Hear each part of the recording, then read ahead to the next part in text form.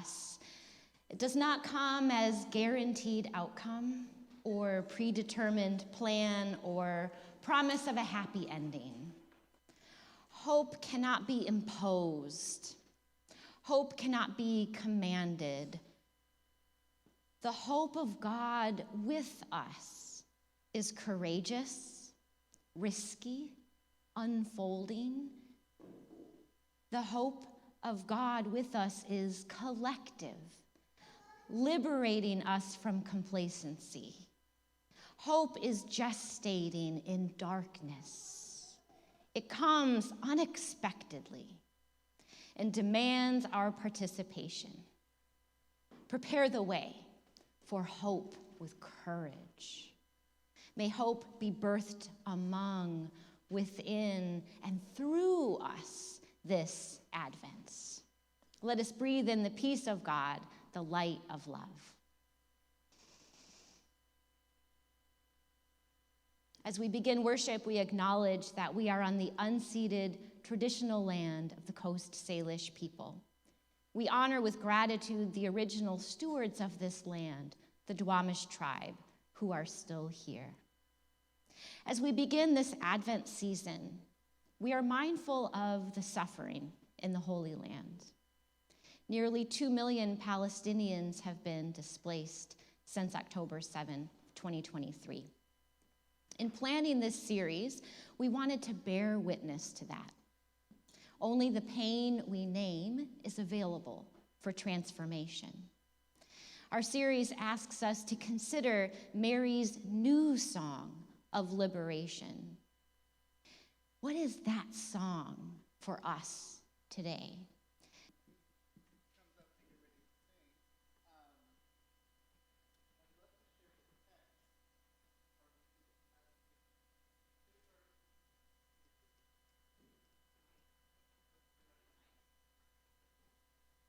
Sorry, I have a mic. Hi. I'd love to read you the text of our music as we get set up this morning. As we shift our thinking to Mary this Advent, our text for the rose explores the power and strength and wonder of womanhood and feminine beauty and strength. And our text this morning goes, "The lily has a smooth stalk, will never hurt your hand, but the rose upon her briar is lady of the land. There's sweetness in an apple tree and profit in the corn, but lady of all beauty is a rose upon a thorn. When the moss and honey, she tips her bending briar, and half unfolds her glowing heart. She sets the world on fire."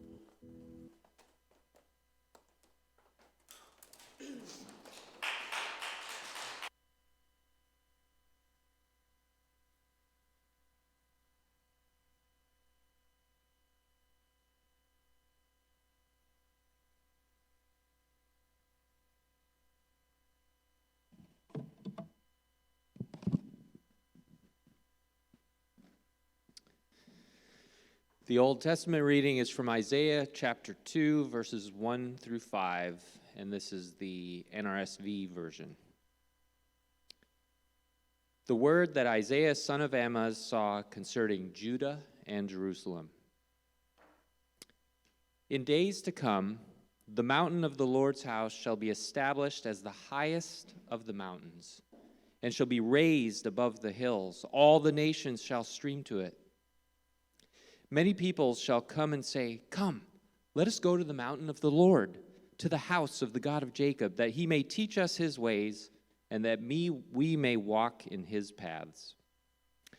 For out of Zion shall go forth instruction, and the word of the Lord from Jerusalem.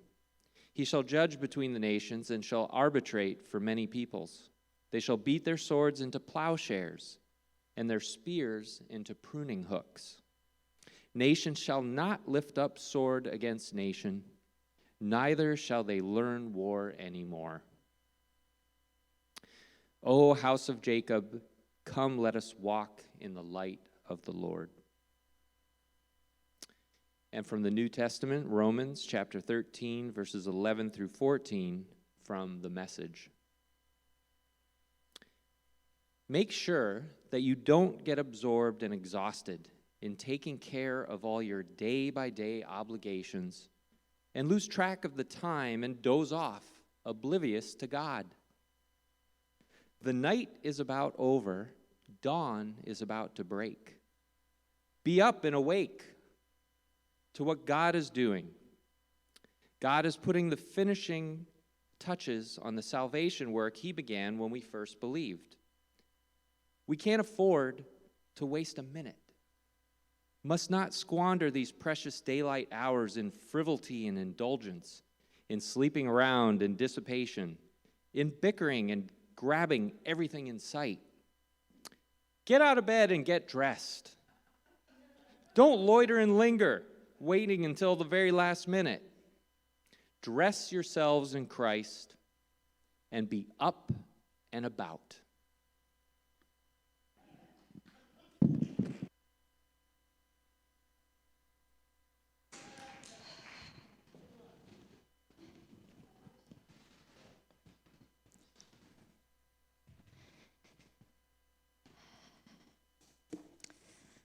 A clergy friend of mine once had the opportunity to experience what it was like to beat metal into a gardening tool. It was, she said, extremely difficult and a fully embodied experience. She pulled on the gear, a heavy apron, enormous gloves, and huge goggles. She grasped the metal with tongs and heated the metal in a forge, that fiery furnace, and then placed it on an anvil while beating it with a hammer. Clang, clang, clang. The reverberations rang throughout her entire body. The endeavor took half of a day. And by the end, she was left with a gift for her spouse for Christmas, a gardening knife that sort of cut. She woke up the next morning with shoulders and arms aching from the task. When we read in Isaiah that they shall beat their swords into plowshares and their spears into pruning hooks, we are reminded that there is nothing simple or sentimental about forging peace. It is a fully embodied experience. The forging of peace is not the absence of conflict. It is the deep work of relationship building. Those of you who attended Bible study last week heard me read a reflection by UCC minister Cameron Trimble. Her piece is called "The Price of Peace Without Justice." Here's a bit of what she wrote. There are some kinds of peace that are not peace at all. They are surrenders dressed in diplomacy, betrayals disguised as negotiations. This so-called peace deal being forced upon Ukraine by the U.S. administration is one of them. A plan brokered by Russia, billionaires, and autocrats, written in the language of profit and translated from the syntax of empire, it sells the future for a fleeting illusion of stability. She goes on to say, every wisdom tradition that honors the sanctity of life teaches that peace cannot be built atop injustice. To call domination resolution is to break covenant with the sacred. It is to forget that every human being carries the spark of the divine, the image, the breath, the presence of the holy. History and myth echo each other here. In every age, the gods of empire promise peace if only we will stop resisting. Pharaoh promised order. Rome promised civilization. Modern autocrats promise security. She writes, in the mythic imagination, false peace is the spell cast before the fall. The moment when heroes are lulled into sleep while the walls tremble. True peace, by contrast, is not the absence of conflict, but the presence of right relationship. It's what the Hebrew prophets named shalom, wholeness, harmony, interdependence. Such peace is not given by rulers, but forged by the courageous. That is the peace Ukraine is fighting for, not the hush of defeat, but the calm at the center of courage. I was so struck by these words this week, this wisdom. I've just carried it with me. Isaiah prophesied about a peace that is the calm at the center of courage.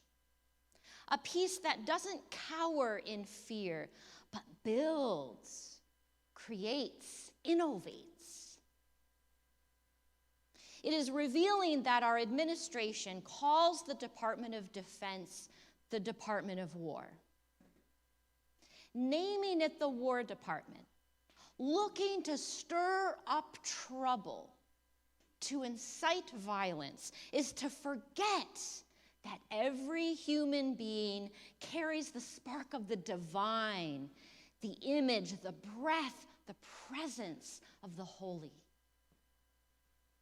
The peace Isaiah spoke about was not a peace with trouble and violence at the root, but creativity and innovation.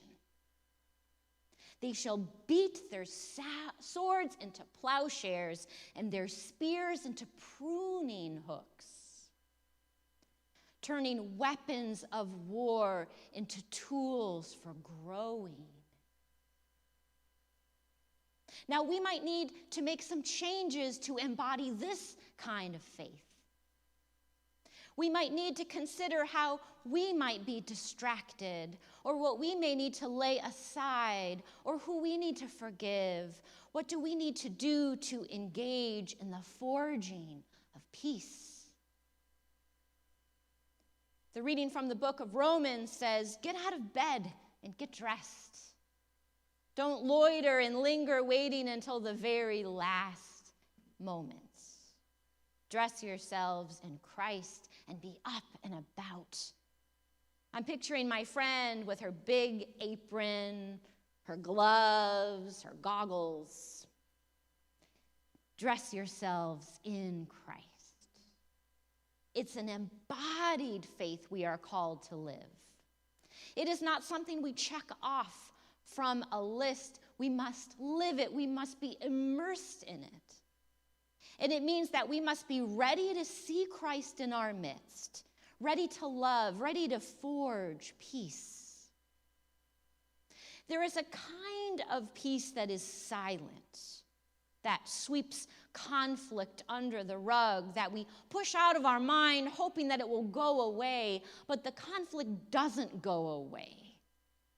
It grows.